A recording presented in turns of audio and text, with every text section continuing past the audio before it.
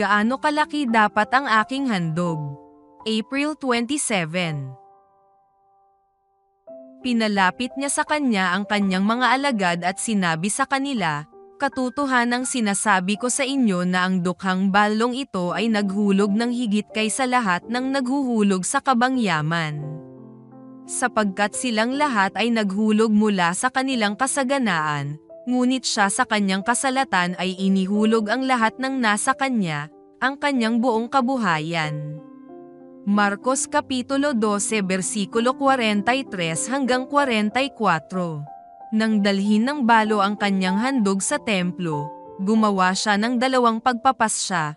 Una, dapat masangkot sa kanyang handog ang malaking sakripisyo. At pangalawa, pumili siya kung anong porsyento ang kanyang ibibigay bilang handog. Paano natin nalaman? Sinabi ni Jesus na nagbigay ang balo ng higit kaysa sa iba. Kung ang laki o dami ang pamantayan, hindi siya makapagbibigay ng higit sa ibinibigay ng iba dahil sinasabi ng Biblia na nagbigay sila ng malalaking halaga ng salapi. Sa kabilang dako naman, kung porsyento ang pamantayan ng kanyang paghahandog, kung magkagayon ay tama ang pahayag.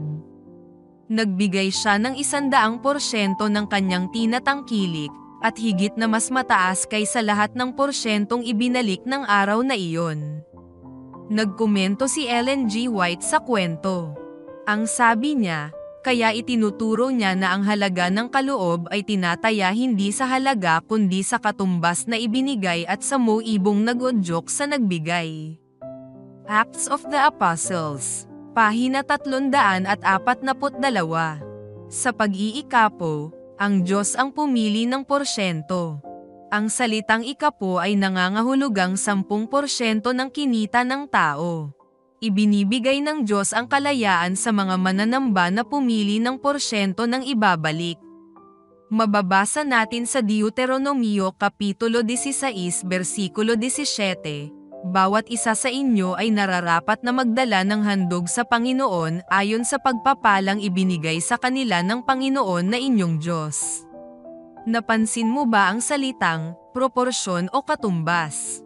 Maaaring panapanahong sinusuri ang porsyento ng handog ayon sa pagpapala ng Diyos sa ating pananalaping pamumuhay. Ang mga sumusunod ang maaaring mabuting pagbubuod. 1. Ang mga handog at ikapo ay dapat ipagkaloob sang-ayon sa porsyento. 2. Ang Diyos ang pumili ng porsyento ng ikapo, at ang mananambahan ang pumipili ng porsyento ng handog. 3. Hindi dapat ibinibigay ang mga handog at ikapo ng pabigla-bigla o hindi pinag-iisipan. 4. Hindi ko mababago ang porsyento ng ikapo dahil naitatag na ito ng Diyos. Gayunpaman, dapat lagi akong sabik na dagdagan ang proporsyon o katapat na handog na ibinibigay sa gawain ng Diyos. Panawagan. Sa araw na ito ay nais kong anyayahan kayong manalangin at pumili kung anong porsyento ang inyong handog. Kung nakapagbalik na kayo ng mga handog batay sa porsyento, maaari kayong manalangin papanatilihin ang piniling porsyento o dadagdagan ito. Isa ito sa mga paraang ilagay ang sarili sa huli at ang Diyos sa unahan.